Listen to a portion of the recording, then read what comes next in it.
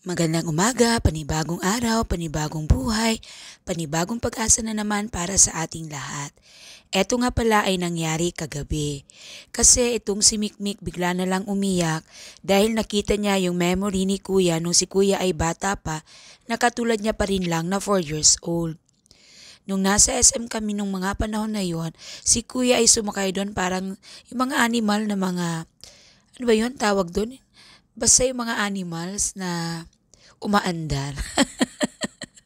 Bigla na lang umiyak ng umiyak si Mikmik kasi sabi niya, she wants also to ride in the animal. So ayan, kahit gabi na at nakapantulog na nga ako dito, ayan, nakita namin na nagbihis na siyang mag-isa at ayaw niyang magpapasok sa loob ng kwarto. At yun pala ay nagbibihis na siya kasi gusto niyang pumunta raw sa mall. So sabi ko wala nang ganon. Kasi nga, syempre, medyo may kalayuan din naman ang papunta ng SM.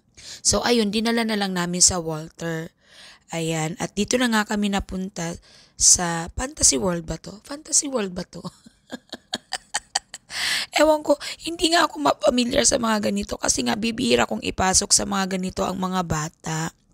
Ayan, so parang pangatlong beses niya pa lang na nakakapasok dito kasi nga hindi namin sinasanay si Mikmik sa mga ganitong palaruan sa mga mall kasi nga para hindi na kami maabala at hindi masanay na maglaro ang bata sa mga ganitong uri ng palaruan.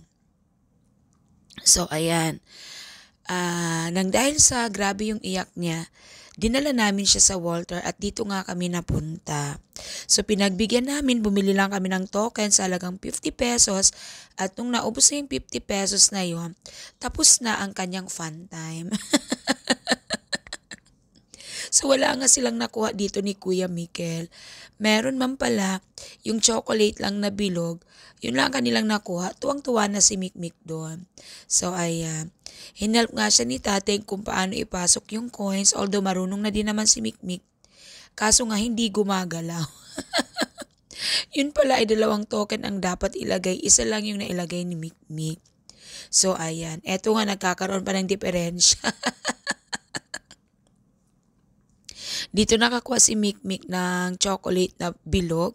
So yun, tuwang-tuwa na siya ng ganon. At saka nung naubos na yung kanyang token, ikot-ikot na lang siya dito. Masaya na siya ng ganon. And then, sumakay pala siya doon sa motorcycle na sasakyan pang bata dito. And then, na-enjoy na din niya. So yun lang. Okay na sa kanya yung ganun lang, yung mapagbigyan lang yung kanyang gusto, naubos lang yung budget sa kanya na 50 pesos, and then pagkatapos nun lumabas na kami, pumunta kami ng National Bookstores, bumili ng color pen niya, and then dumaan kami sa Dunkin Donuts, at kumain sila ni Kuya ng tag-isang donuts, so tuwang-tuwa na ang mga batang ito. Si Kuya Mikel naman nakakaintindi na to eh. Wala nang hilig si Kuya Mikel sa mga ganito. Ang ginawa niya na nga lang ay manood sa kanyang kapatid at bantayan ang kanyang kapatid. Mas natuwa pa si Kuya Mikel nung dumaan kami sa National Bookstore at kumain silang dalawa sa Dunkin Donuts at magdi-date daw silang dalawang magkapatid. So may picture nga silang dalawa dyan na nagdi-date sila. Kami naman ni tatay nasa labas while waiting them.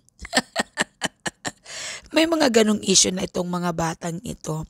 But anyway, talagang ganon ang buhay ng mga bata. Kahit konti, pagbigyan natin. Kasi siguro bored na ang bata dito sa bahay. So that's all. Thank you for watching. See you next time. Bye!